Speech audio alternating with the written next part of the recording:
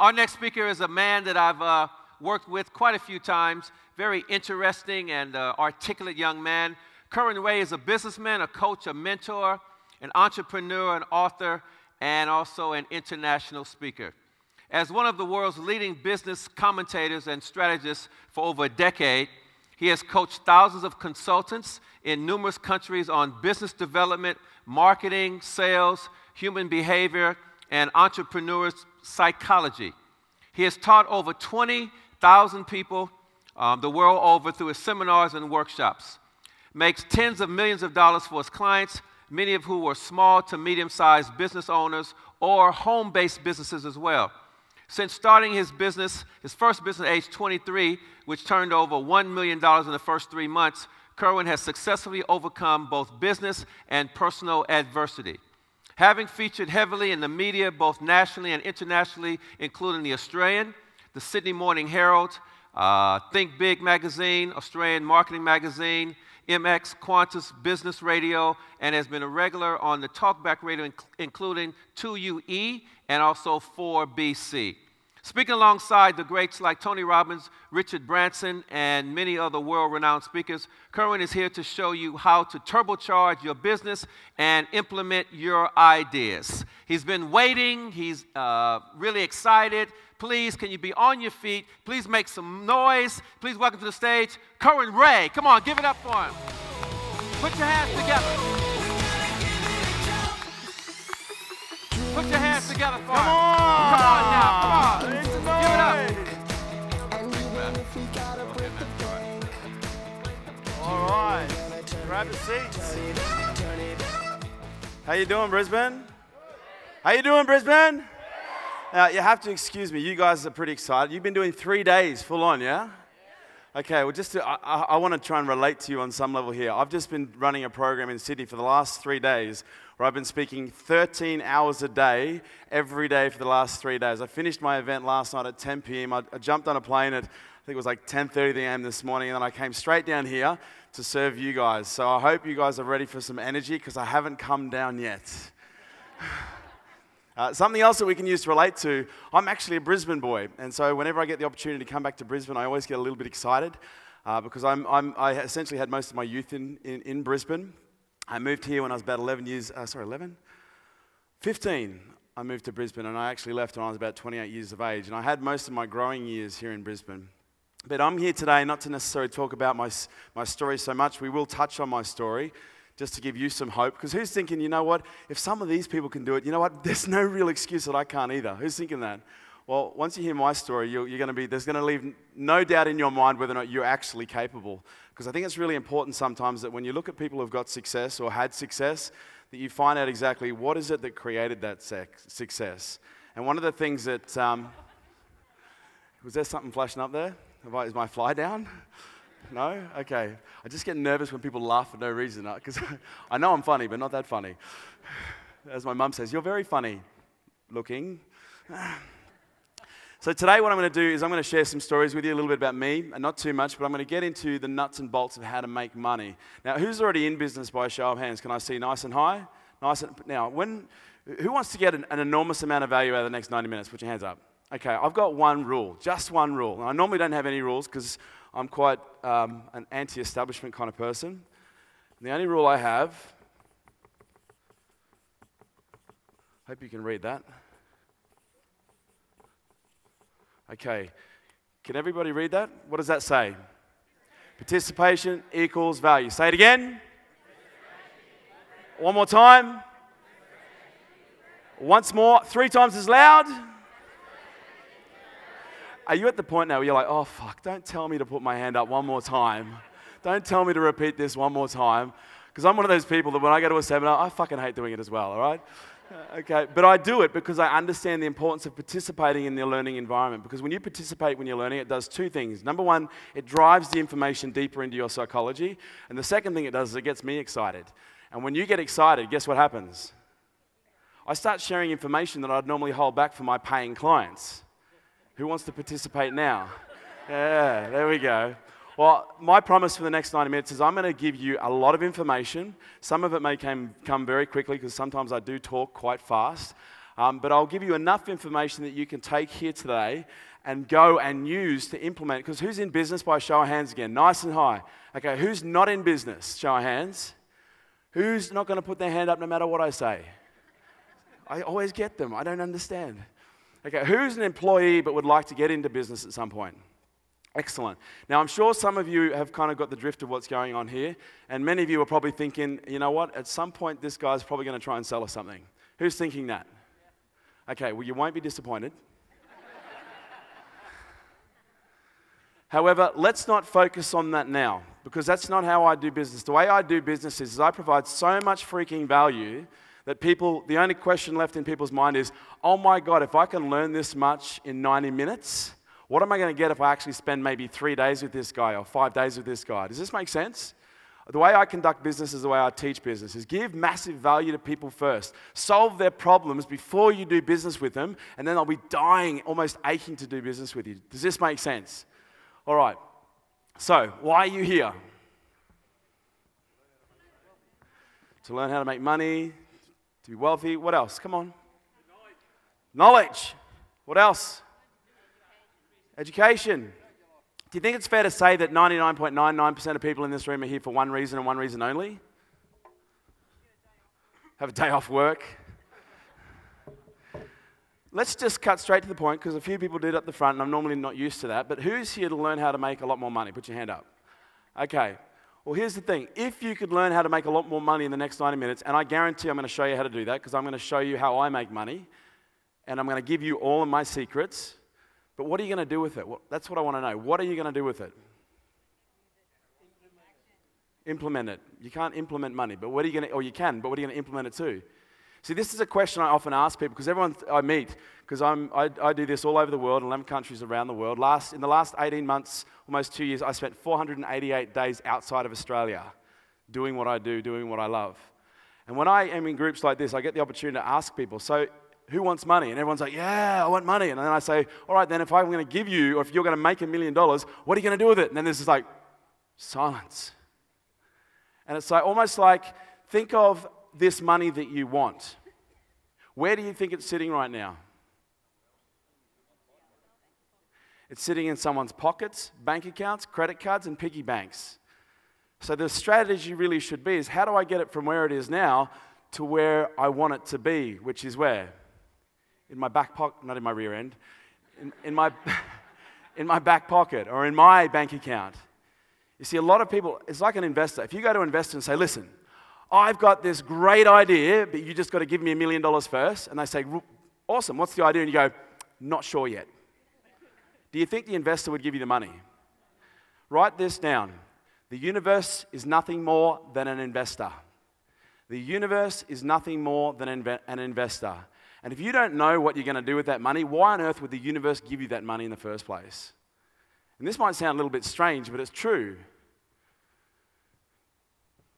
So if you don't know what you're going to do with it, why would you get given more in the first place? But more importantly, why would it give it to you if you don't treat the money well that you've got it right now?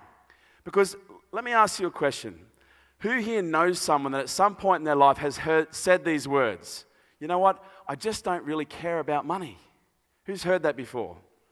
Okay. Who's heard themselves say that at some point before? Now, for an example, I need someone to be participant. Do you want to just be my wife for like 30 seconds? You can't talk. Yeah, that's what my fiancé says. Would you like to be my wife for 30 seconds? I swear to God, I'm not going to touch her.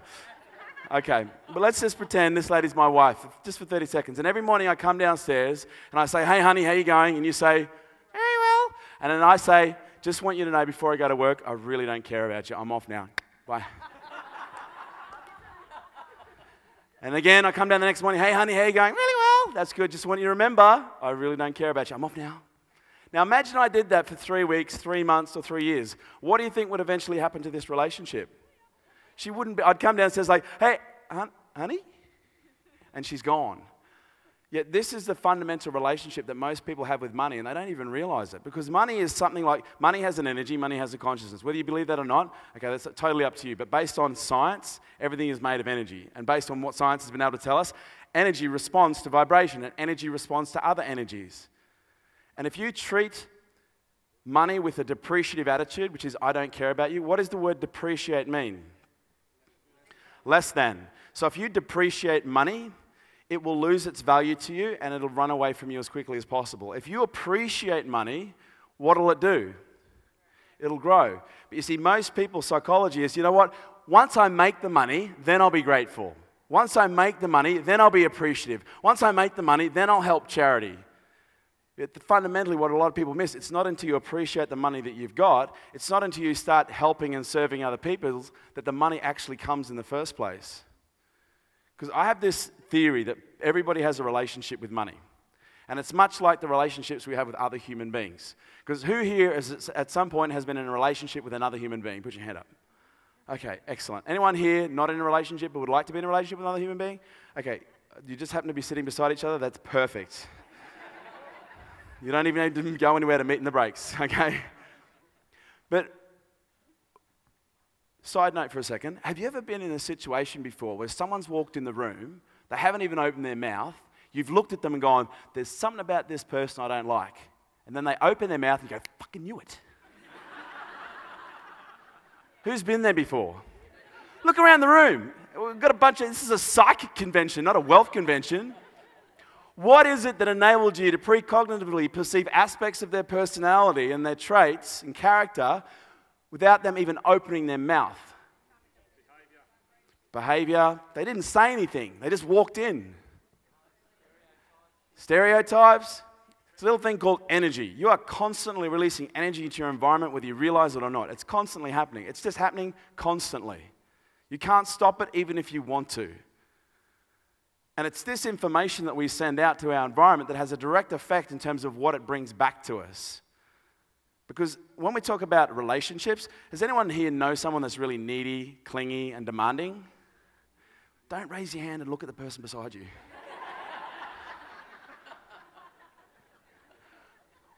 What is it that makes someone needy and clingy and demanding? Insecurities. And what behaviors do we see that help us determine that these people are needy, clingy, and demanding?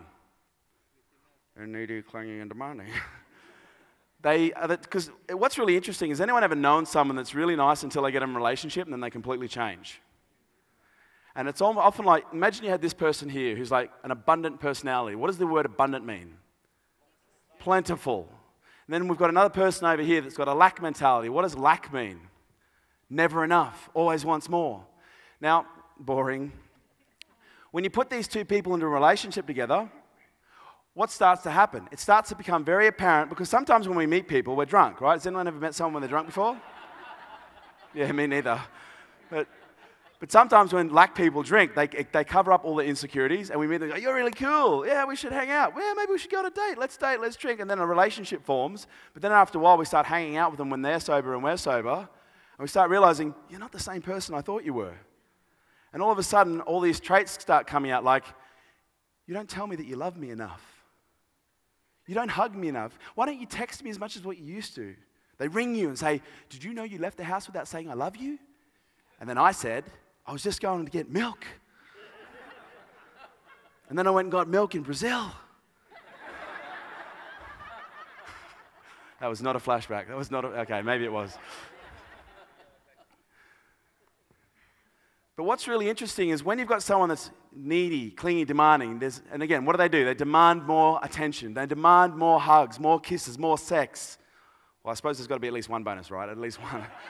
They demand. And as a result, what happens? Do you want to give them more and more and more as they demand more and more and more? No, you want to give them what? Less. And in many cases, you want to exit and run away. Run away. It's very close to home for some people. But what's really interesting is, am I actually talking about human relationships here? I'm actually not. You see, this is the relationship that a lot of people have with money.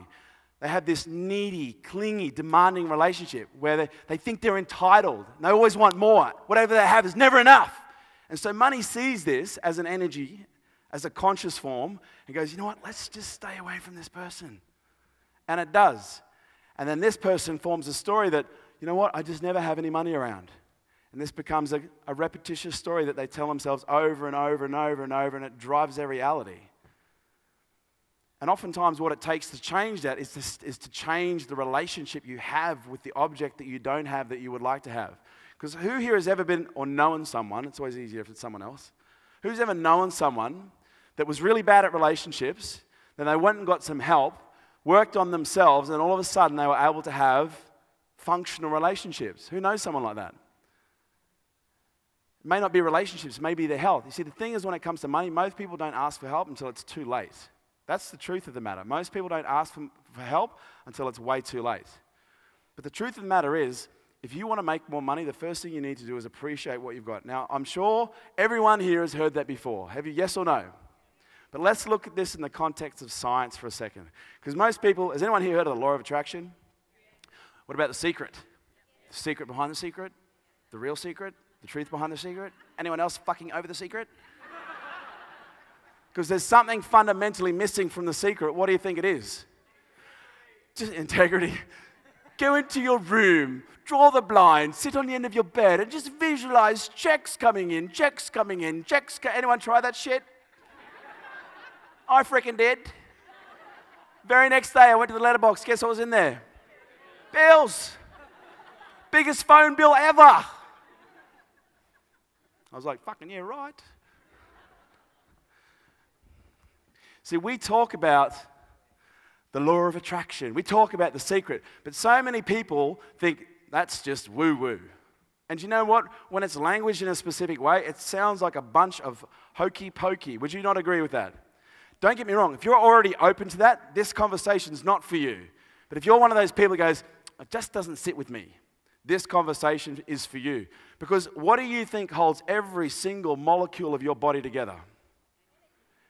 It's actually a force. There's 4 forces in the universe based on science. There's strong nuclear force, which is what, when it is split, creates the atomic reaction. There's weak nuclear force, which we know as radiation. There's gravity, which keeps us on the earth. And then there's electromagnetism. And electromagnetism is the force that holds all your atoms and molecules together. Without electromagnetism, would be nothing more than pink mist. But thanks to electromagnetism, our bodies actually stay together. And as a result, guess what? You're a walking, talking, living, breathing, eating, pooping, peeing. You're a walking electromagnet, whether you realize it or not. Who's actually seen static electricity in action? Where you're walking around, there's a piece of paper stuck to your butt, and you're like trying to get it off, and that was only me, right? But we have a fundamental, some cases weak, some cases strong, magnetic polarity that can be measured. And what a lot of people don't realize is you are constantly emanating this force that is attuned to attract certain things and repel certain things depending on the frequency in which it is attuned to.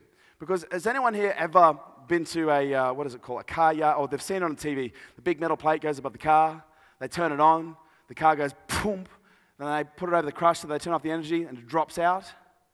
What was it that they put through the plate that went from being a metal plate to being a magnetic metal plate? Energy, electrons. Guess what you have circulating through your whole body? Electrons. And the more those electrons become amplified, the stronger your magnetic attraction. Has anyone here ever met someone that is really, and I'm not talking physically attractive, but has anyone ever met someone before they go, you know what, there's something about that person I really like, I just want to spend time around them? Who's seen someone like that before? That's when you can feel it. When someone walks in the room, you go, there's something about this guy I really don't like, then they go, la la, and you go, knew it. That's what you're feeling. Because just as a magnet can repel, attract, guess what it can do equally with the equal and opposite strength? Repel. And for most of us, our magnetic qualities have been attuned to attracting shit and repelling good fortune. Does anyone know someone that's like a shit magnet? Everything bad that could happen does happen to this person. Now, okay, now I've got to pre-fund this up because I saw someone just looking at me like this before. Does anyone here get offended by swearing? Fuck, really? I'm sorry. I will try and tone it down. No, because as my mum says, you don't have to try to be offensive, Kerwin. You just are naturally, and I'm not trying. But if I can put this into some kind of understanding for everybody here, because wow, have I gone through 30 minutes already? Are you freaking with my time? Are you messing with my time? Is that really? Okay. Can you play with my time? Who's enjoying this so far? All right. We haven't even started yet. Now, what do you think it is that determines your ability to be magnetic and attractive? It's your heart. Your heart has 100,000 times more electrical charge than any organ in your body. It is made up of 40,000 neurons. It is made of neural tissue. Where does neural tissue found? In the brain. Now, everybody thinks your thoughts create your reality. Now, who's heard that before? You send a vibrating wave out from your head and it enters the morphogenic field and it just interacts with it and attracts and repels. Or who's heard something close to that? Okay, let me put things into perspective. Your head, your brain has an electromagnetic field of 3 to 6 foot. 3 to 6 foot sphere. Your heart has an electromagnetic field of 18 to 23 feet. And there is now a science that's been developed, it's called neurocardiology, which is a study between the heart and the brain and the connection in which it shares. And what it has told us is the heart sends 16 times more information to the brain than the brain sends to the heart. The heart is the emperor of the entire being. The heart is what regulates all organ function, and the heart is essentially what communicates with you in those moments when you get the feeling that someone is like this, someone is like that. Your heart is your intuitive source, but also it is where creation, it's where perspective, it's where everything emanates from, because your heart, 100,000 times more electrical charge than any other organ in the body, has its own central nervous system. And every single time it beats, it does what's called imprints. It imprints every time that it beats because it has 40,000 neurons. What do you think it stores in those neurons? Information. Just like a brain stores information. Has anyone here heard of stories of people who've had heart transplants and then gone on to recall memories that they never even had? If you haven't, Google it. There's hundreds of them. Because what science is now telling us is these neurons can communicate with the brain, and people who have a heart transplant start remembering stuff that wasn't theirs because that information is stored in those neurons. Now, here's where it gets really kind of interesting. Okay, you got $1 million, what are you going to do with it? Okay, I've got to fast track this. Oh, my minutes changed, and it just so happened to change to 69. That's so kind. Thank you for, anyway, moving right along. Okay, the $1 million, you're going to buy, okay, let's say I give you $10 million. What are you going to do with it? A yacht. Be materialistic. I want you to be materialistic. Audi, snow skiing, charity in Africa, orphanage in Thailand. What else? Boat, jet, helicopter, private plane, all these things. Guess what every single thing that you want to create in your world is made of? Guess what this whole stage is made of? Okay, everyone's going, it's made of energy. Let's just bring it up a little for the people who are like going, it's not made of fucking energy, it's made of real stuff. Okay, the stage, the boat, the car, the house, the island, the jet, it is fundamentally made of molecules, which is then made up of atoms. And these atoms, okay, you've got electrons, which circulate the nucleus, and the nucleus is made of protons and neutrons. You break those down, you get bosons and quarks. You break those down, you get strings. Okay, and in some cases, hopefully if all the research from CERN is correct, you get the Higgs boson. But what's fundamentally interesting is every single atom vibrates at a specific rate of frequency to give it its appearance of a stage, a car, a boat, a house, a jet. But fundamentally, every single thing, when you magnify it enough, is made of exactly the same stuff. It's just vibrating at a different rate of frequency, giving it a different appearance. Who's with me so far? Excellent. Who's finding this interesting? Oh, who thought science could be interesting, right? I fucking didn't. Now, just so you know, I have been to CERN, where they have the Large Hadron Collider. I've interviewed 3 of their top physicists. I've been studying physics now and quantum mechanics for the last 10 years. Why? Because the more I understand about reality at this level, the more money I make. And what's really interesting is a lot of billionaires that I interview are really interested, and they have actually, in many cases, hired quantum physicists to consult to their companies. Didn't read about that in the Wall Street Journal. Now, every atom communicates with other atoms, telling the other atoms to either come here or go away. Let's come here and form a Ferrari. Let's come here and form a jet plane. Let's come here and form an island. What is it that these atoms use as their communication system? They use what's called a messenger particle. The electrons emit a subatomic particle that communicates with other particles, and that's called a photon. Does anyone tell me what a piece of photon or what a particle of light, what a photon is? It's a particle of light. I was in the special class. So atoms use light to communicate. Now, let's come back to you for a second. Guess what your body is emanating every single millisecond of the day? It's what's called biophotonic energy. You are an illuminated being. Who's heard that before somewhere? Maybe in a spiritual text or even in a religious text. Now, I'm not a religious person, but I'm very spiritual. And one of the things I understand is it's been talked about by the sages through the years, through the ages, for aeons, that we are illuminated beings, that we're luminous. But now, in the last 60 years, it's only science has been able to discover that we are constantly illuminating light. Now, your sense perceptions don't see the light because it's not finely attuned. But the only way that you can feel it is in the form of temperature. Which means if you're cold, you're no longer releasing light and you're now dead.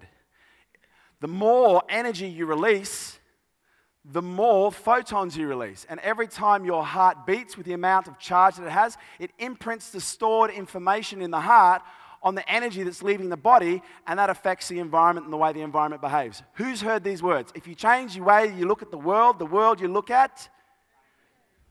Science is now, when I say now, for the last 60 years, has known that particles, when under an electron microscope, behave differently depending on the researcher who's looking at them. Who's heard this before? It's true. Don't believe me? Google it. Great validation tool. So now we know that these photons leaving the body have stored messages in them. And it interacts with our environment, and it changes the way the environment behaves. And in many cases, changes our perception of the environment. Because has anyone ever been to the cupboard? That was a tough one. Has anyone ever been to the cupboard before, opened the cupboard and gone, where's the salt? And then your partner or your friend or your loved one yells out, it's right in front of you. And then you say, no, it's not. I'm looking right in front of me. And it's not there. And they say, yes, it is. And you say, no, it's not. They say, yes, it is. You say, no, it's not. And then they go, so what is this, bozo? And then you go, that was not there. Who's actually experienced that before? Apparently the term for that is man look. But it happens with such frequency, and has happened with such frequency for so long, psychologists have come up with a name for it to classify it. It's called a scotoma. And a scotoma is a psychologically induced blind spot. Let me repeat that. It's a psychologically induced blind spot. You open the cupboard. You take a quick view.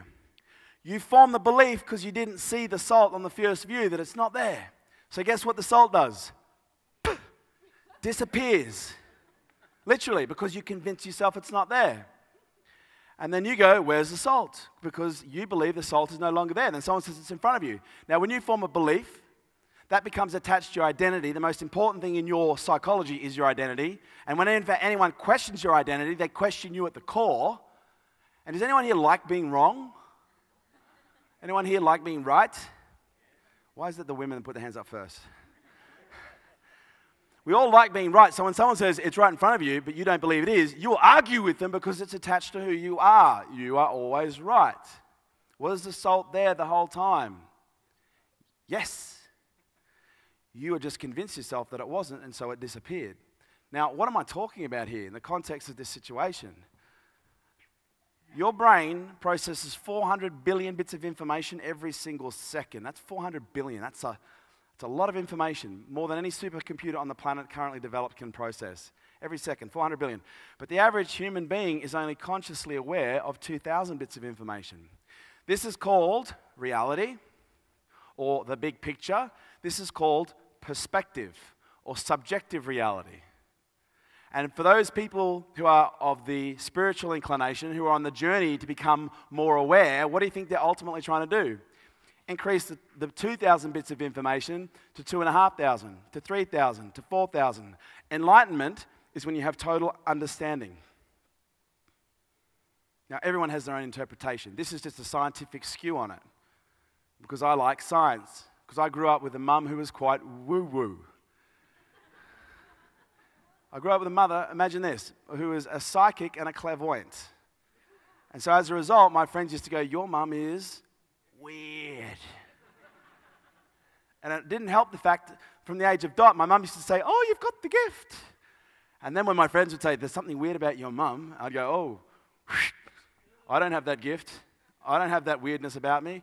And so as a result, I suppressed a lot of this, because the reality is, everyone put their hand up when someone walked in a room. You've all got the gift, right? We've all got the gift. The question is how finely attuned are you to the gift? How conscious are you? Now, am I talking about salt? Not at all. What am I really talking about? I'm talking about Ferraris. I'm talking about money. I'm talking about ideas. I'm talking about business opportunities. I'm talking about people. I'm talking about places. I'm talking about things, relationships. Everything you need right now is somewhere within your sphere, either directly or indirectly through an introduction. And that's what upsets me about things like The Secret, is they say, just sit in your bedroom and close the blinds and visualize. Biggest crock of shit ever. Why? Because if you put a magnet in the middle of a room that's empty and there's no other metallic objects in there, what's it going to attract? Nothing. In order for that magnet to be able to attract things, what has it got to get near it? Other things. Distinction. You are not attractive unless you're in proximity to the object that you're trying to get close to. You are not attractive unless you get within proximity of the object, objects, people, things that you're trying to get close to. Which is why in the concept of making money, I'm barely going to use my slides now. Most important things when it comes to making money. Number one, your psychology. Okay, I can't spell it, but I know what it is. Now, what is a psychology? Can anyone tell me what a psychology is? It's made up of, what was it? Thoughts? Yep, what else?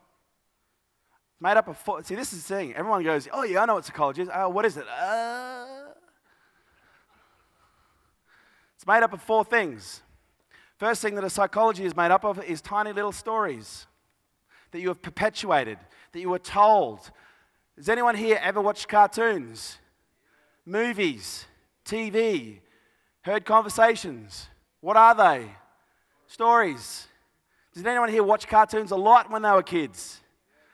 Finish this statement. Money is the root of all. We must have the same parents. The reason everyone can answer that is because you've all been conditioned to believe that on some level is true. So as a result, a lot of people unconsciously have created this story that money is bad. Is that true? No, but you were told the story with such frequency. Cartoons. Who's the bad dude in cartoons? The rich one. Smithers. Fetch me my broom. Scrooge. We've got so many cultural symbols for wealth being bad. So much so, even in the marketplace, what was it that your parents used to fight over most, or people that you know have fought over most in their relationships? When you're a little kid and you hear people fighting and you keep hearing the keyword money, what do you associate? Money causes fights. And so you spend the rest of your adult life trying to avoid it unconsciously, and consciously going, why can't I get more money? And unconsciously it's going, whoop, whoop, whoop, money alert, do something stupid. Something wrong with that guy, let's not do business with him. First thing that makes up a psychology is stories. Most of your stories were embedded from the age of 3 to 7. That's what's called the imprinting age. Don't get me wrong, you can change this stuff, but you need to first become conscious of what those stories are. Second thing that makes up a psychology is a belief system, because you get told a bunch of stories which then turn into what's called beliefs. Core beliefs, situational beliefs, fundamental beliefs. Core beliefs is what do you believe at the core? At the core, situational beliefs are, they might change in different circumstances.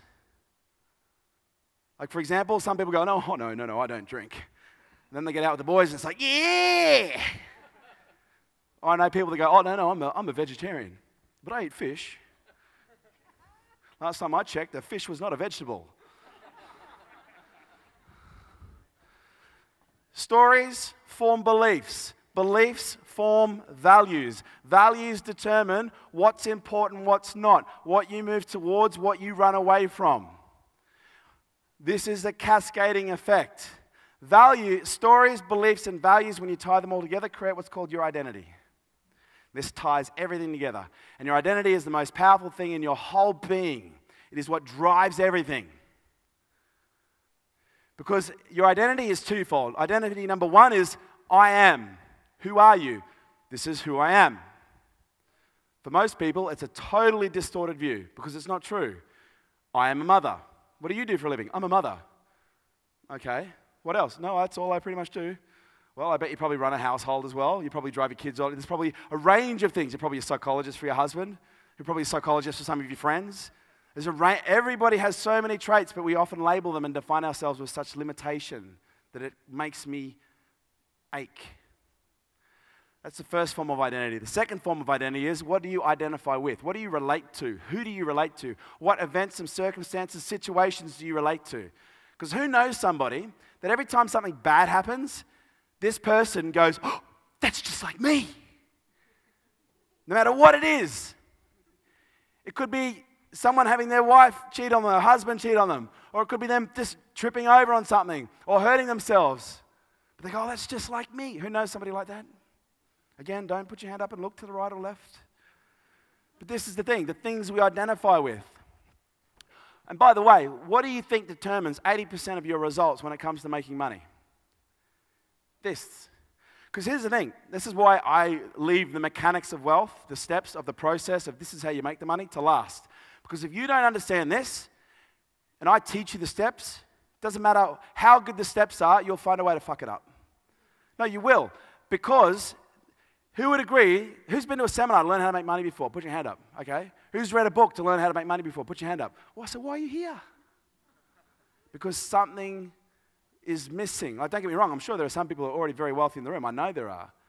But for most people who keep reading the books and keep coming back, they're either not taking action or they are, and they're getting the wrong results. And most of the activity you take will be determined by these four things. Because your stories, your beliefs, your values, and who you think you are will determine exactly how you behave. And how you behave will equal your results. In a nutshell. The second thing that is required to become wealthy, apart from what's called a wealth psychology, is the ability to create relationships. Create and manage relationships. This is where most people go wrong. Because what do you think is one of the biggest determining factors in relationships? Number 3, which is value. Values. Values breed value. Your ability to conduct relationships. Now let me ask you a question. Who here thinks it would be a lot easier to become successful if they could just attract the right person who might be able to give them the right kind of enough money to do it? Who thinks they could do it? Who thinks they could become more successful if they could attract the right team and build the right relationship with the right people in order to do it? Put your hand up. This is the facts. One of the speakers before said something to the effect of, I've got a saying, business is a team sport. Business is a team sport. Life is a team sport. Wealth is a team sport. I study the wealthiest people in society on the planet every single year. Here's a small sample of my reading list. The Rich 200, the Rich 40 list, Rich 200 under 40, the Sunday Times Rich 200, the Greece Rich 200, the German Rich 200, the Forbes 400, the Forbes 500, and the Forbes Billionaire list. That's a small sample. You're looking at about 2,000 to 2,500 people right there every single year. Just the Forbes Billionaire list this year was 1,223 people. And what do you think every single one of those billionaires that was self-made, that didn't inherit the wealth, was really bloody good at? Building relationships. Attracting, we've already covered the attraction part, and building relationships. In fact, attraction is so important. When Warren Buffett, and you can get this on Google, on YouTube, was asked, what is the most important thing when it comes to making money? He said there's 2 things. Number 1, the ability to persuade people. Without it, you're nothing. If you can't persuade someone. And second thing, the ability, you must become attractive. Because if you can't attract people, how can you persuade them? He said, and I'm not talking about pretty, because I've heard people say, but Kerwin, I'm not attractive enough to become wealthy. Okay, just Google a picture of Kerry Packer. May he rest in peace, but he is living proof that you do not have to be wealthy to be good-looking, attractive, to make money. But what Warren went on to describe, he says, I'm not talking about what your appearance is, I'm talking about what are your character traits. Are your character traits ones that people want to be around, that people want to spend time with, or are they character traits that rub people the wrong way and repel them?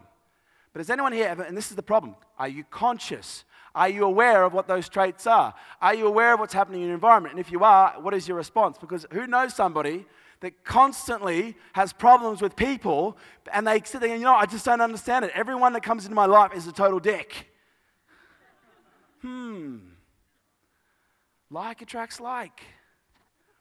But it's not my fault, it's theirs. If you become, and sometimes all it takes is one event to become conscious, and people go, you know what? Maybe I am the dick. So maybe it's me that's got to change. And when you change, so do the things that you attract. Psychology, relationships, and value. These two things here, once this is in order, is a lot easier. Without this, these will be struggles. Now, when we talk about value, values is in two ways. If you meet someone that you want to spend time with, they will have a value system. And it might look something like this. They value business, wealth, golf, and their family. And if you don't have the ability to communicate to their values in a way that makes them go, I can relate to that. You're just like me on some level. I think we should spend time with each other. You will struggle to build relationships. Every intimate relationship you have is a result of the person that you're in the relationship meeting your values on some level. You met someone at a bar, a pub, that is a pub, a bar, a dinner, a barbecue, somewhere, and you started talking and you found out that you had a lot of things in common. And even if you didn't have a lot of things in common, you liked the fact that you didn't have things in common because that was a value to you. You value people who are different, so therefore you attract people who are different, and you relate to people different. You value people just like you, so therefore you hang out with people just like you. These two things here, once the psychology is right, is fundamental. If you can't get this right, you'll struggle with these. And if you can't get these first three in order, nothing else matters, because you'll be the person that goes from thing to thing to thing to thing, constantly going, I can never find the right opportunity. While other people seem to take similar opportunities or the same ones and go to great heights, and you sit there scratching your head and going, I did exactly what they did and I didn't get that. I don't understand. What was different?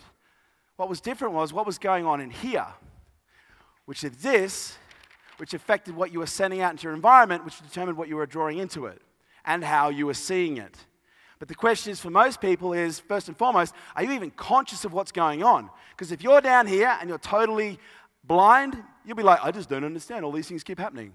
It's not me. But when you start to become a heightened level of consciousness, you start to realize, maybe it is me. Maybe I need to change some of this.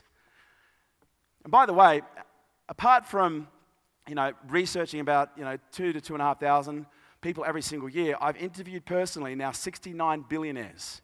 69, with net worths of between 1 billion and as high as 10 billion. And the questions that I ask them are all, 95% of the questions I ask are geared around this, because I've observed that this makes the biggest difference. Because what's really interesting is I have met billionaires that are incredibly unintelligent, but they think the right things. They say the right things to themselves and other people. Does anyone know the story of Richard Branson learning how what the difference between net and gross profit was? He was in a board meeting, right? Real quick. They're in a board meeting, and with 40 of his top executives and investors and CEOs from all these major companies. He has 260 companies, 80% of them make no money. And he was in a boardroom, and they were talking about net profit and gross profit, and Richard pops up and says, look, can I ask a question? This is only a few years ago, and there's a TED talk on it. And they said, what is it, Richard? I'm just curious, what's the difference between gross and net profit? And the CEO of Virgin just said, excuse me, gentlemen, Richard, could you come with me for a second? Took him outside and goes, are you fucking kidding me? You've been running businesses for the last 40 years, and you don't know. He goes, I've never thought to ask. He tried every which way to explain it. Richard's like, I don't get it. I don't understand. He goes, all right, let me make this really simple. Okay, you're in a boat. Okay, these are all the fishies in the ocean. Okay, that's all the money that's come in. This is your net. whatever your net get and bring into the boat, that's what you call, that's your net is your net. Get it? Whatever you net is what you net. Everything else is your gross. And Richard went, I get it now. Now, who would agree? That's from an academic or an intellect perspective, you go, that's pretty simple. Yes or no? Yes. Yet the guy is a multi-billionaire. Why? Because Richard has a phenomenal psychology. I've spoken to him a number of times. Phenomenal psychology. He's attractive as hell. I've met guys that have said, you know what, I'm not gay, but I'd turn gay for Richard. So he is, and every woman that I've met is just like, oh, you don't even go there. He is so attractive to other people. Who would agree? You don't even know him and you find him, when I say attractive, I don't mean sexual. I just mean, who would want to spend at least 5 minutes with Richard if you could? Of course you would. Why? Because he's attractive. Because there are character traits about him that you value, that you'd like to spend time with. And his values are in such a way that it enables him to move towards the things that he wants and avoid the things that he doesn't want. And the thing that enables all this to come together is number 4, which is the vehicle. The vehicle on which you are operating. Are you on a donkey, a racehorse, or maybe, just maybe, I don't know, you might have a HSV. Or if you're really, really, really fast, you might have a Ferrari, or the latest Nissan Skyline GT. 0 to 100, 1 point, anyway. Because your vehicle, and this is what I've observed, even people who have a bad vehicle, they collect dog poo for a living. But all this is good. Okay, who's heard the story of the guys in Queensland? Oh, I'm in Queensland. Right. Who are the dog food people in Queensland? I can't remember, but I was reading about them recently. And what was interesting is they've got like a $300 to $400 million company selling dog food that they built from scratch in the last 15 years, I think. You might think, VIP dog food. And you might be thinking, well, how the hell did they do that? Because they had all this right. Have many other people tried to compete in the dog food industry at exactly the same time with a better quality product? Yes. Does McDonald's have the best hamburger in the world? No. Not at all. I think, in fact, that it's actually it's misleading and deceptive conduct to call it a hamburger. But they are successful because their systems were driven by this. And I'm not validating McDonald's, but I am validating their systems. This is the difference between success and failure right here. But unfortunately for most of us, at an identity level, you've been taught to think that money is bad. And so no matter what you think, if you at a subconscious, deep, primal level think money is bad, okay, who's heard of self-sabotage? Who's ever been in the situation before you've got really close to achieving something great, and then you've done or said something to totally stuff everything up? Who's been there before? Okay, we all have. I should have both hands and both legs up. Because I have made a lot more mistakes than most people. I've nearly died 6 times. Okay? Pardon? I beat you by 2. It's not a competition. All right? But my point being, I don't even know what my point is now. You totally threw me. What was I fucking saying? Self-sabotage, right. Self-sabotage is and a lot of people don't realize this, self-sabotage is a primal mechanism. It is a mechanism designed to protect you from pain. Because when a child is born, if it doesn't receive physical touch within a certain period of time, it dies. The clinical term is called failure to thrive. The reason that a child requires physical touch in order to develop, can anyone tell me why? Because physical touch is what activates their lymphatic system. The lymphatic system becomes the basis of your immune system. Science has now shown us that the more a child gets touched and loved and hugged, the stronger the immune system, and not only that, the higher the IQ of the child. Interesting. Because Mother Nature knows if a child doesn't receive physical touch when it's born, it will die. So she has a way to deal with that. It's called oxytocin. And oxytocin is the nurturing drug that when a mother is giving birth, oxytocin is what brings on the contraction. Oxytocin is what triggers the milk to fall. Oxytocin is essentially that neuromodulator that forces any biochemically healthy woman to love her child. Who's ever known a woman who was pregnant and gone, you know what, I don't think you're the most mothering type, and then they give birth, and they're just like, "Oodie boodie boo." That's the magic of oxytocin. Now, men release oxytocin as well. But if you mix oxytocin and estrogen, you get kissing and cuddling and nurturing. If you mix now men release oxytocin as well. If you mix oxytocin and testosterone, guess what you get? An analgesic. What does an analgesic do? Puts you to sleep. Guess when men release the largest amounts of oxytocin? When they orgasm. We have an excuse. True story. Women release large amounts of oxytocin when they orgasm as well. That's why they want to kiss and cuddle. And they're like, "Oh, can we talk about this in the morning?" But Mother Nature knows, and so does your psychology. When I'm born, if I don't receive physical love and touch, I'll die. So therefore, as you develop, you don't forget this stuff. You actually, in fact, you hang on to it. But you hang on to it at a subconscious level. So as a result, being human, you are a herd mammal. And herd mammals like to do what? Hang out in groups. Because when herd mammals are by themselves, what do they feel based on thousands, if not millions of years of evolution? Unsafe. And we have seen the dramatic documentaries on National Geographic what happens to the zebra when it gets kicked from the herd? And all the other zebras go, "Fuck, let's stick to the herd." And so as a result, everyone stays nice and close. But as humans, what have we observed when people are outside of our herd? What do people do? They point at them, they laugh at them, they make fun of them. Who knew someone like that at school? Of course, we all did. I was that kid. I'm serious. That was my gift. I learnt very early on not to care what people said. And that was the greatest gift that the torment gave me. Because people who don't deal with challenge don't have the resources to deal with it. And as you grow and as you evolve, you have this deep, deep-rooted subconscious psychology that says, "I must be a part of the herd." And then you get told all these stories, and you see these things that money causes fights. And you see in the media go, "Money is the root of all evil." But let me ask you a question. If you acquired all the poverty in the world, who would you be able to help? Nobody. There's no amount of poverty that you can acquire that can help you change anything. Mother Teresa died with over $1.5 million in her bank account. Do you know what Mother Teresa's greatest skills were? Her ability to get people to give her money for her causes. She was a negotiator. She was a savvy little negotiator. She was a businesswoman. Yes, she was a saint. She is a saint. I think she is a saint, right? They've actually made her Saint Mother Teresa. But what made her great was her ability to negotiate. Her ability to build relationships with key people and appeal to their values, and her vehicle was philanthropy. Does this make sense? This is the difference between someone who can make money and create money and attract money versus someone who's wired the wrong way. And by the way, we've all been wired the wrong way. Most of us, 99% of us have all been wired the wrong way. Because you've been taught by an institution that, as one of the speakers said, I think it was Eric, that was designed to turn you into a taxpayer and follow orders and follow what everyone else does and conform.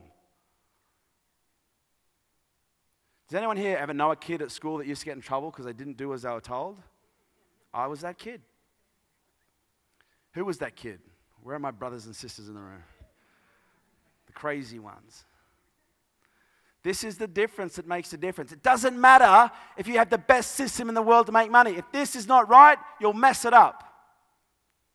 Because who's seen that with things that they've maybe done and things that they've bought? Other people bought the same things. They went on and created money. I did exactly the same thing. I wasn't able to get squat.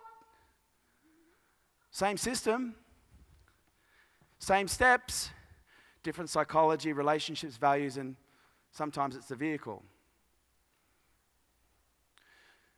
For the most part, I'm not going to say the vehicle is irrelevant, because what do you think out of all the wealthiest people on the planet is the most common thing when it comes to their vehicle?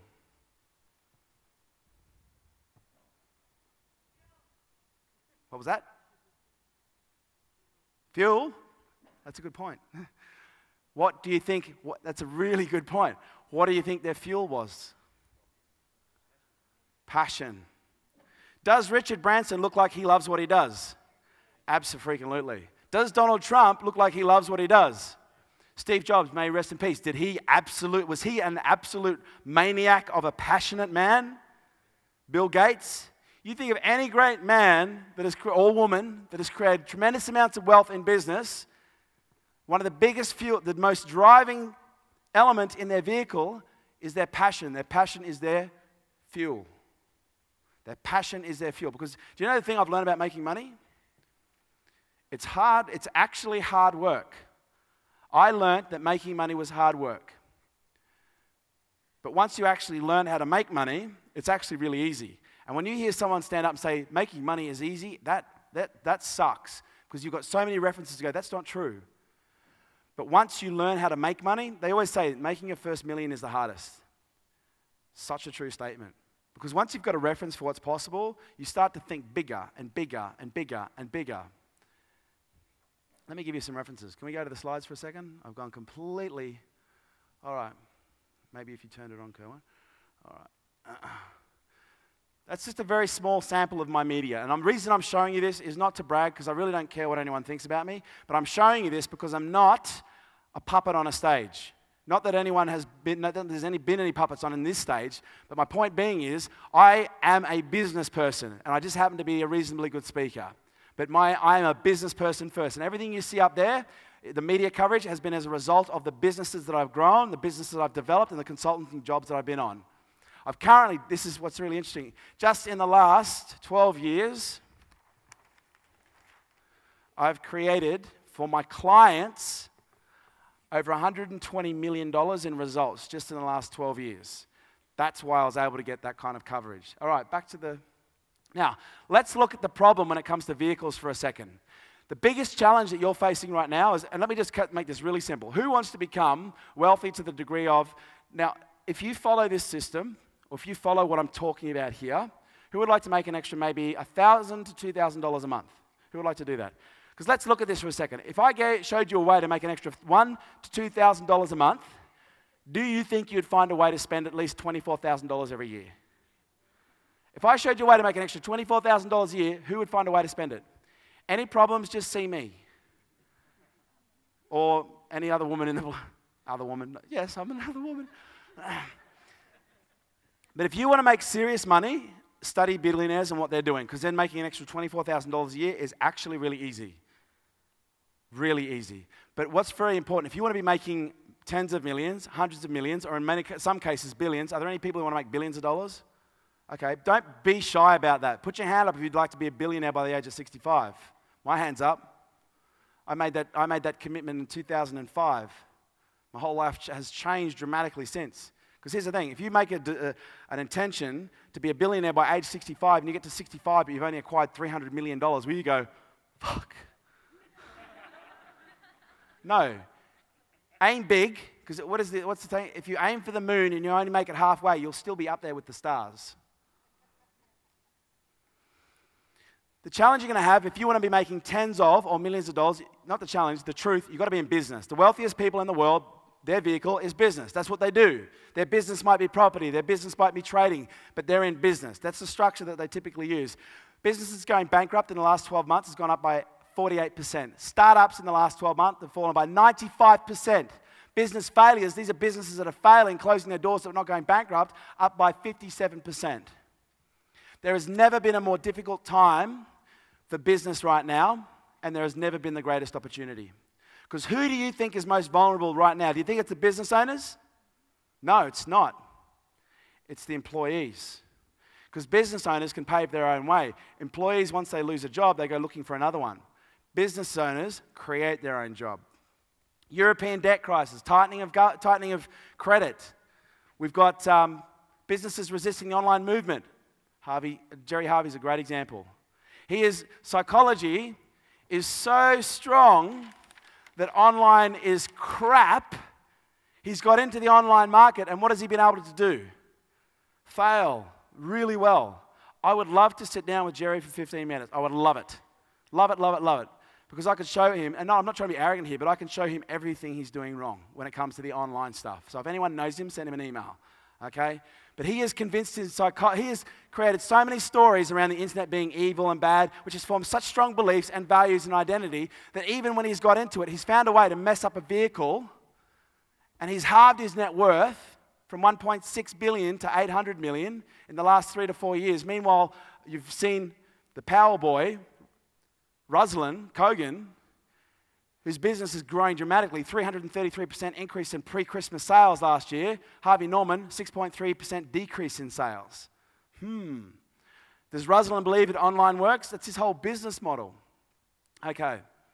Why am I telling you this? Understanding the online marketplace is a massive problem. Most people don't understand. Most people who are in business don't know how to get customers and leads. Their idea of marketing is opening their doors, converting the sales, generating repeat sales, getting consistent referrals, generating revenue and profit. These are massive problems. Who would agree? Who's a business owner right now or knows someone in business and would agree, you know what, these are actually really big problems. I would agree, these are really big problems. These are the biggest problems. Positioning yourself as the expert in your field because so many other people are trying to do exactly the same thing. In a nutshell. Go back. Knowing what to do, when to do it, how to do it, and why to do it. And then once you know all of that, doing exactly what you know. That is ultimately one of the biggest challenges for most people, having the motivation, the motive, Eric, the reason. What is your reason for doing it in the first place? Hi, I'm Harry Dent. I'm an economist, kind of a creative economist. Can we turn them? Oh, hang on, that could be me. But my computer's not here. I met Kerwin in Australia when I was touring there. Brilliant man. I was impressed right from the beginning, but I've just spent 7 days with him in an intensive seminar. It's a puppet. He helps businesses grow. Any business that can grow at all in this time and generate cash and cash flow are going to be king because their competition is going to fall away. He's helping people become entrepreneurs when they're not going to have a choice. I'm telling you, you think you're going to have a choice, jobs are going to get much worse. People like Kerwin are the people you need to talk to if you want to move from a job into a business where you want to take your business and better position it to grow. This is the most important opportunity I see in this unique downturn. Who's Harry? Has anyone here heard of Harry Dent? Okay, excellent. Some very financially educated people in the room. He's actually attended my trainings. He's one of my, I won't say he's one of my greatest students. He's one of my greatest friends. He's got a massive interest in quantum physics and particle physics and spirituality, and that's where we connected, and that's why he came to my trainings.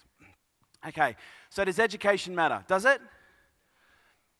Really? I failed every subject from year 1 to year 12. Every single one. Now, I suppose there's a distinction there. What kind of education, which is what we talk with, which is why Jamie has brought you here today. What kind of education is actually fundamentally important? Doesn't necessarily mean academic education. The billionaire list, the Forbes billionaire list, is full of people with no education. Full of it. Absolutely full. Don't get me wrong, it's also full of people who do have an education. But there are a lot of people who use the excuse, but you don't understand. I don't have an education. Neither do I. In fact, that's me at the age of 15. I don't know if you can see from here. I had a big accident when I was 15. I was running down a hill with a glass bottle in my hand, chasing a mob of roos, as you do. And I fell over with the bottle in my hand. The bottle smashed. I cut all my nerves, all my tendons, and my main artery.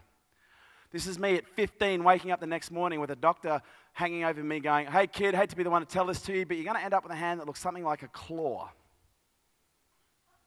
Now, when you're a 15, yeah, it's hilarious. When you're a 15-year-old boy and you're told you're going to have a hand that looks like a claw, what are the two most important things to a 15-year-old boy? You can tell I'm in Brisbane. You guys have filthy minds.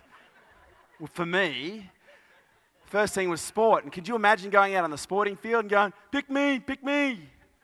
Or going out to a girl at McDonald's on a Friday night and going, hey, baby, just come over here and I'll give you a back scratch.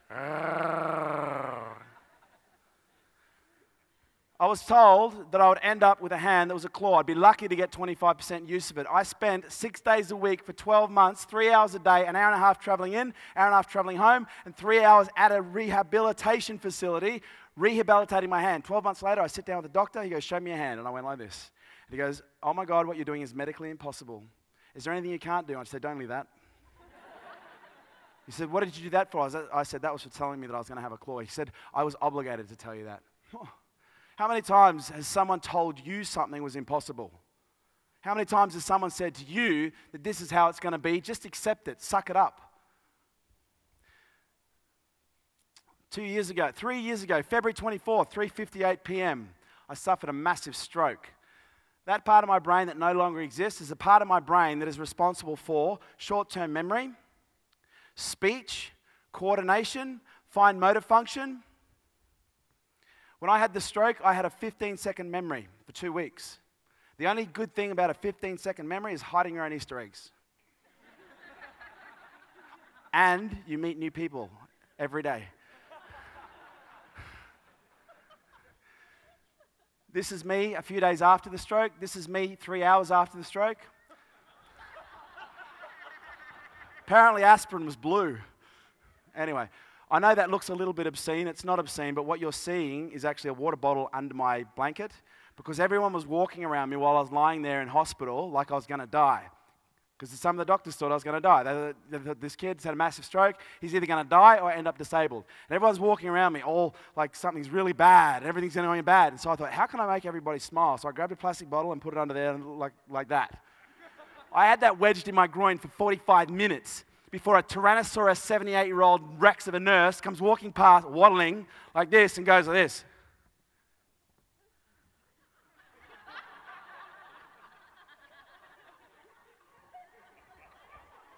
I swear to God, within 15 minutes, every nurse in my ward was coming past like this.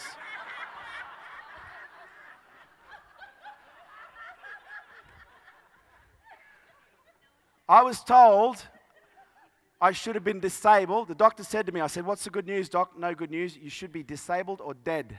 And we're concerned why you're not. And I was like, sorry to disappoint you. But what I learned was the power of the mind, the power of the right psychology. I created an affirmation for myself that I used to have to write down because I forgot it. I have a photographic mind. Everything I see, hear, smell, taste, touch, and read, I recall with crystal clear accuracy. I have a photographic memory. Everything I see, hear, smell, taste, touch, and read, I recall with crystal clear accuracy. I have a photographic mind. Everything I see, hear, smell, touch, taste, and read, I recall with crystal clear accuracy. Guess what I have developed since having a stroke? A photographic memory. Go figure. And I've probably said that statement maybe 100,000 times or more. I created a story. That story formed a belief. That belief determined a value. And that created an identity where I now believe that I have a highly photographic memory. Just sometimes it's a little overdeveloped. Okay, that's not working. Who's heard of Jordan Belfort, the Wolf of Wall Street? Anyone heard of Jordan? Okay, he's a very good friend of mine. Okay, it's not working. And built some of the largest businesses in the world. Don't worry about it. Jordan's a very good friend of mine. As one of my clients, I've currently made Jordan about $3 million in the last few years. We became friends first before we became clients. And for those of you who don't know, he wrote a book called The Wolf of Wall Street. Leonardo DiCaprio bought the script. The movie's actually started production, and it comes out next year. And he attended my masterclass, which is a 5-day program, and he implemented 3 things that had a huge impact on his business. Now, we've already gone through the 4 things that create wealth, so I'm just going to skip through this real quick. There's another video. Who's heard of Chris Farrell? Anyone? Okay, well, that's a video from Chris Farrell. It's not working, but it's a video from him. He attended my masterclass. I love testimonials for any personal. It's not working. Now, here's the checklist. Because I've given you everything around the psychology. This is the most important stuff. But these are the 12 things that you need to tick off that has been created as a result of studying billion-dollar businesses and $100 million empires. But again, I can't emphasize enough. I started studying millionaires, and I thought, you know what, this doesn't make sense. If I start studying people who are billionaires, it should, when you think about it logically, it should be easy to make millions. Does this make sense? So this is the 12-step checklist that I've created. The 12-step checklist. And if you can execute this checklist, you can create wealth. It's not a question of if you can create wealth with these 12 steps. It's a question of when. And if you look at any business in the marketplace, whether it be from Trump through to Branson or even Mark Boris, you would look at his business and I guarantee you'll see aspects of this within his business. Number 1, they all have a wealth psychology. They've developed a wealth psychology. They've developed a strong story around creating wealth. They've developed a strong story around making money in business and building relationships. They've developed beliefs that support that story, that were created by that story. They develop values that draw them towards opportunities and away from other opportunities, but towards the opportunities that make them money. And they have an identity that is reaffirmed by looking at other people in the marketplace and saying, I'm just like, because who can look at Branson or other successful people and go, you know what, I can see parts of myself in those people. If you can't, start looking for it, because this is what helps start with the process. The second checklist is positioning aligned with passion. What do you love? Because you need to be doing what you love. If you don't do what you love, it's going to be hard work. You're going to end up in 10 years' time with a little bit of money and probably wanting to kill yourself. Whereas you look at the most successful people on the planet, they know what they love.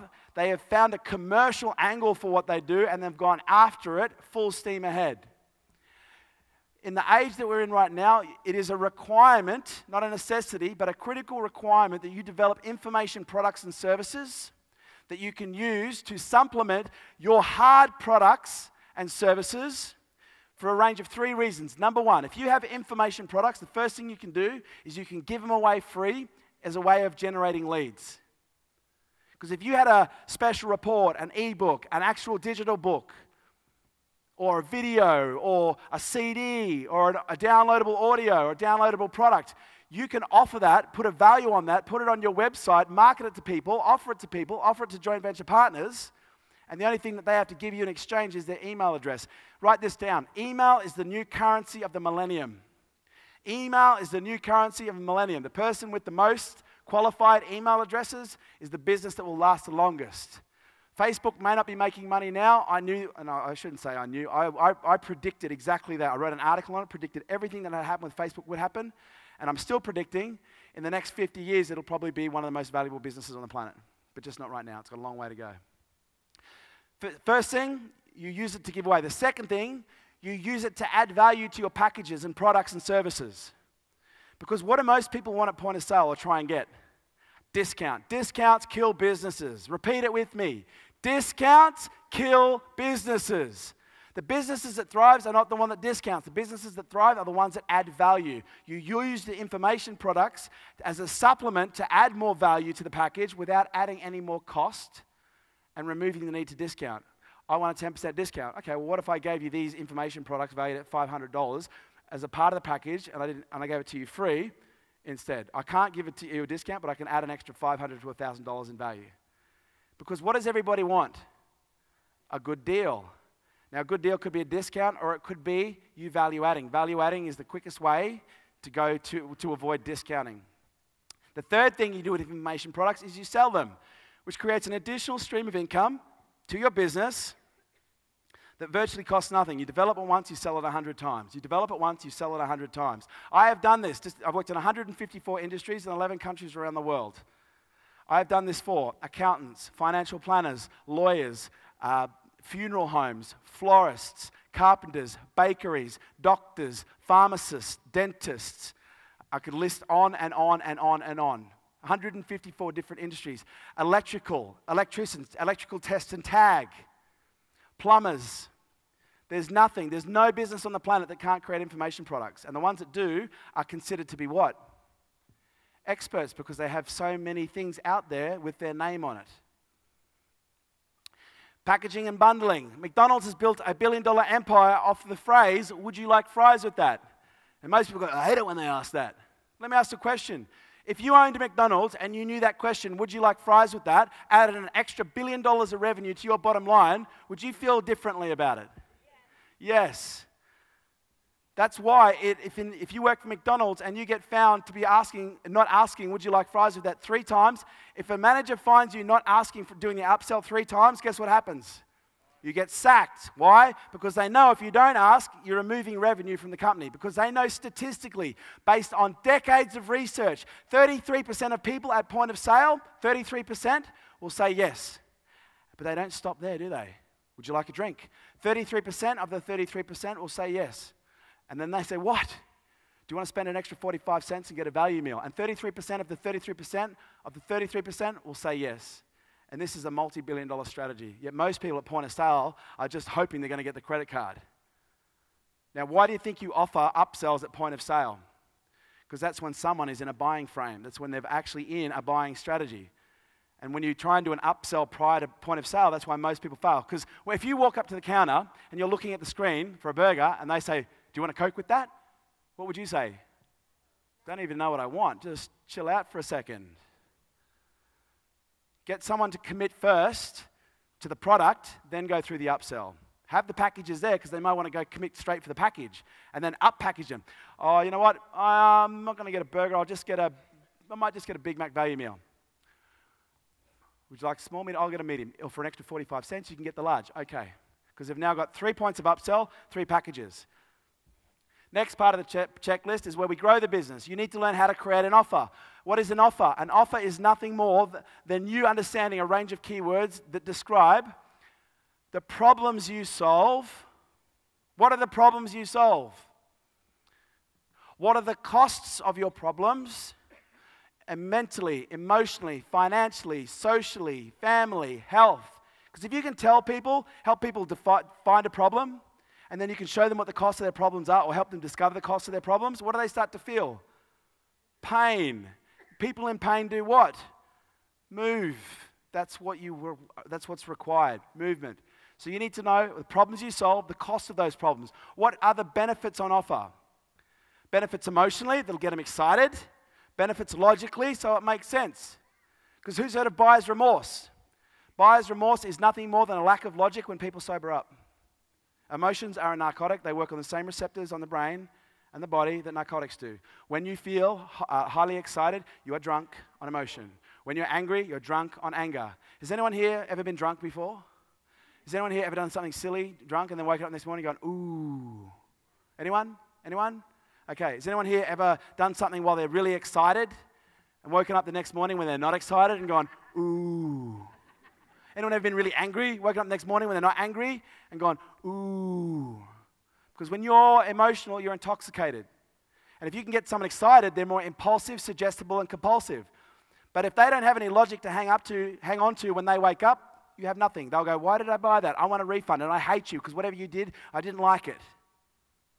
Who knows what I'm talking about? We've been there. Copywriting communication. So you need to know how to detail what have you got, what problems do you solve, what are the costs of those problems, the emotional benefits, the logical benefits, but more importantly, can you put it into a web page? Can you put that into an email? Can you put that into a newspaper ad, a radio campaign, a television campaign? Because if you can't, it's no good having a good offer if you can't communicate it. Having a good offer is having a few sentences that you can say that discuss what we've already talked about. Having copywriting is being able to put that into a conversation. Not just a conversation, but also a script. Where do we use scripts? The telephone and the sales process. Number 7, you need to know how to structure a website. What is it that converts? Now, what do you think is the best way to look at what converts? Look at what the biggest companies on the planet are doing right now in terms of the structure of their page. Facebook is the prime example. They have their opt-in form on the top right-hand side. Why do they do that? Because it works. And I teach in my masterclass, I teach like 5 different ways that you can structure a page, all of which have proof of conversions from 22% to 74%. My highest converting web page converts at 74%. My worst converting web page converts at about 18 to 22%, depending on the day of the week and the offer. You need to know how to structure a website, but you also need to know what is the purpose. What is the purpose of a website? Data collection. That's it. That's where people get confused. My website is designed to educate. My website is designed to sell. My website is this. The average conversion rate of a website is 2%. The other 98% go there, never come back. Where do you think the money is in? Where do you think your $10 million is? Do you think it's in the 2%? No, it's in the 98%. So develop an offer when people land on your website that will get as many of those 100% as possible so that they can still go on and buy something. You land on Ruslan's site, what's the first thing he asks for as soon as you land on his site? Your first name and email address. Why? What does he offer you? Special discounts. He does that for a reason. He's not a silly guy. He's a smart man. Number 8, you need to learn how to market online and offline. Why? Because sooner or later, a strategy is going to stop working. And if you don't have at least 4 to 6 strategies in play, if you only have 1 or 2, if your business is a table and you've got 2 strategies in play, which are the legs, and one of those strategies stops working, what happens to that table? It falls over. Even with 2 legs, it's unstable. At a minimum, you need 4 strategies. And in Masterclass, that's what we teach people. In Masterclass, we teach people how to use AdWords. We teach people how to use Facebook. We teach people how to use other forms of social media, SEO. We teach a concept called Google branding, which shows you how to get listed on as many as 2,000 websites in 14 days, all in a third-party independent way, talking about you as the expert, pointing links to your site. You need to know how to set up joint ventures, which is my specialty, my absolute specialty. That's what the 3-day program I just ran was on joint ventures, persuasion, and sales. You need to know how to do direct mail, newspaper advertising. You need to know how to set up a referral campaign that gets people excited. Now, I've already rattled off like 8 or 9, but you only need 4 to 6. That is your insurance policy. Okay, you need to harvest lead capture and list building. You need to be capturing leads at every opportunity, phone call, email, internet, everything, and it goes straight into your database. The person with the biggest and the best qualified list will make the most money. It's not the biggest list, by the way. I've joint ventured with people that have 100,000 people on their database, and I've joint ventured with people that have 10,000 people on their database and had better results and more sales from the 10,000 people on the database because that list is more qualified. It's one thing to say I've got a list of 100,000 people, but do they open your emails? Do they click through on the link? Sales and marketing funnels. You need to be marketing constantly, not just every now and then. Why? Because people may not buy right now.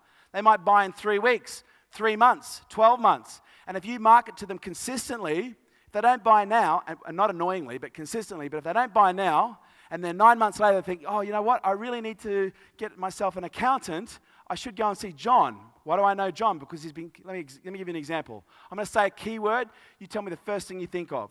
Soft drink. Fast food. Oh my God, that's a Darren Brown stage trick. Hypnosis at its best. Why did you all say the same thing?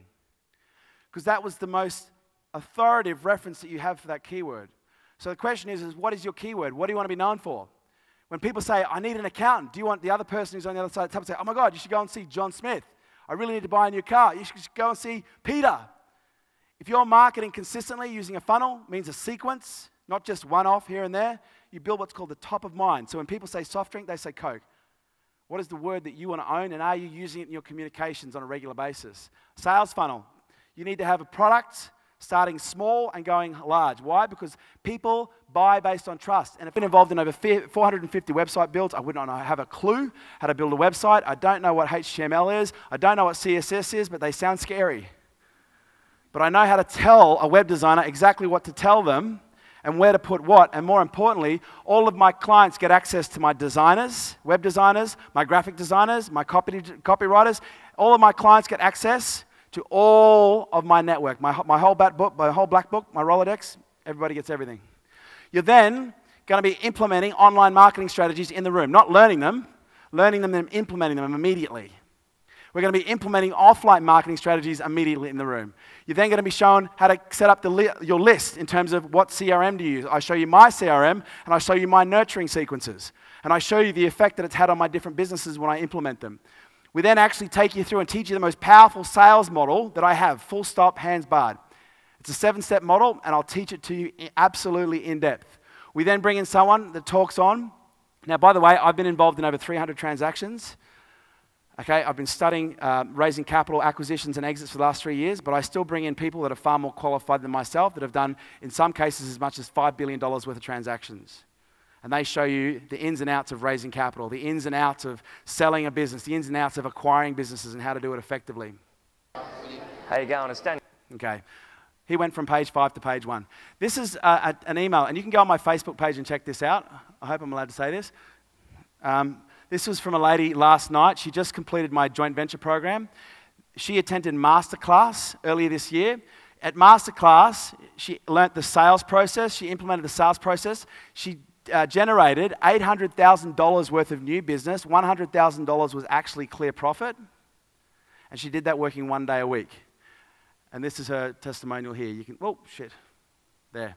But if you want to go and check it out, you want to ask her, you can check it out on Facebook. Absolutely no questions asked. Another guy who generated $1.2 million a year business in less than 6 months after attending the program. Now, the reason I'm showing you this, and I've got to make this quick. Have you enjoyed this so far, just out of curiosity? Who's got value out of curiosity? Well, here's the thing. Eric was the best speaker to come before me, not only because he's a fantastic guy, not only because I think he's got the biggest heart of any man I've known, he's got an amazing story that I can relate to, but he talked about your why. You can have the psychology, you can have the steps, but if you're not really clear on your reason why you're going to do this, motivation will be a struggle for you. And these are some of the reasons I do what I do. This is my mum Elizabeth. On her 61st birthday, this is me taking her skydiving. I've done over 200 skydives. I had a fear of heights, so I went and did 200 skydives. I'm now scared of being on the ground. This was actually a wealth creation strategy, but it didn't work. She lived.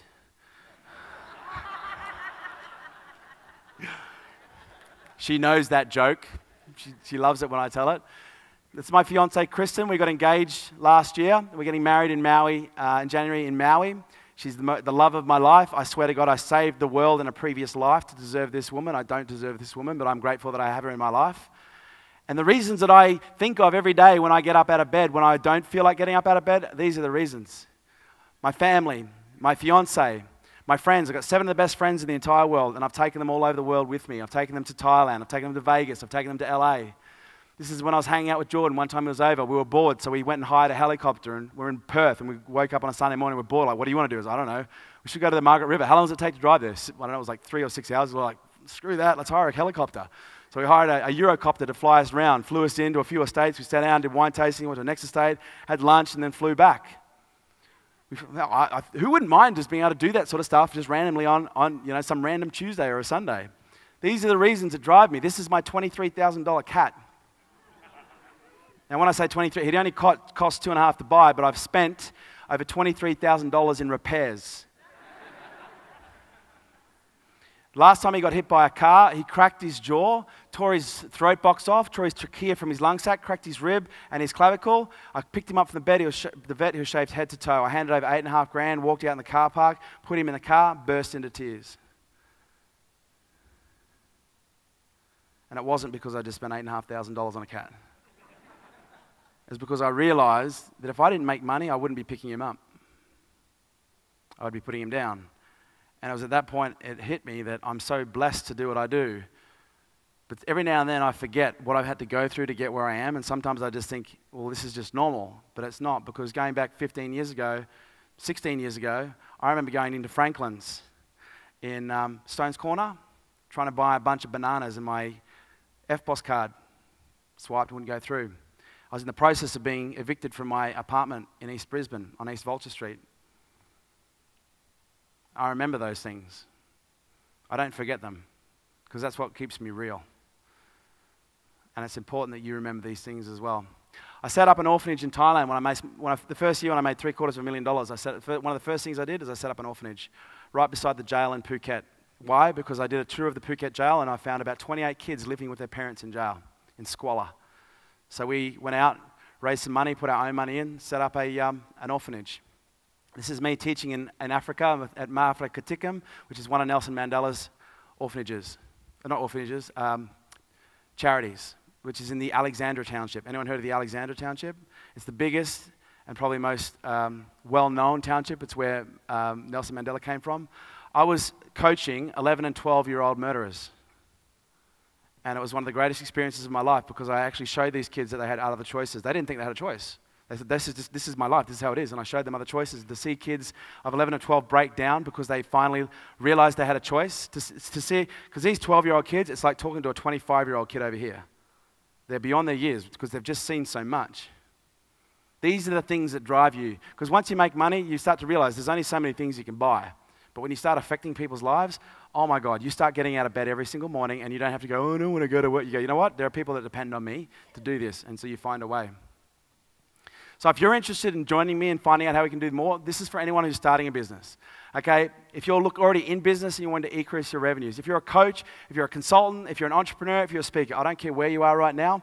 I've operated in all of these fields, and I still do right now. If you want to get where you, I don't care if you want to earn $2,000 a month, that's easy. If you want to earn $1 million a year in the next 18 months to 2 years, absolutely, let's rock it. I've had clients that have done it in 6 months.